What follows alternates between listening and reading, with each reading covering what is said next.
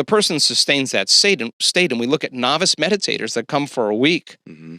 and 90% of them, and the metabolites, not just a few, the majority of the metabolites and novice meditators suggest that their body's in a different life. We keep using this term heart coherence. I know there's a part of my audience going, okay, what is that? My understanding of heart coherence essentially physically means that your breathing and heart are actually in unison at one point and that you sustain that over a duration of time. Elaborate on that and go for it. Coherence is rhythm. It's a cadence. Mm-hmm. And when you're in fear or you're in survival and your heart rate increases and your respiratory rate increases, your brain waves go up into this aroused state, right? And people spend 70% of their life anticipating the worst case scenario that's going to happen in their life and prepare for the worst. Chronic stress does what?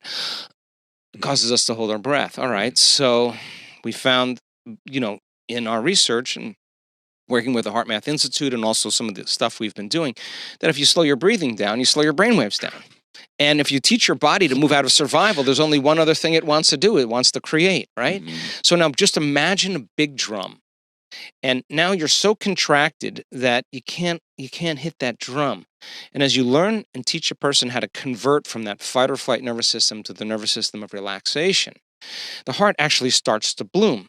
And when you place your attention on your heart, we have the data. I can say this emphatically. And when that heart starts to beat in rhythm, it starts to inform the brain that it's time to create. Like taking a big sheet and going like this, a wave of energy goes right to the brain. The brain goes right into alpha and says, it's safe now to create. Examine other possibilities. You're out of survival, right? Okay. So then as you hit that drum repeatedly, there's a wave of sound that's produced. And the more coherent it is, the more it can carry information, right? Okay.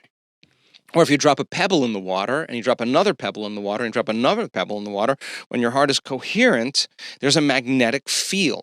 Rule number 2 is be conscious of your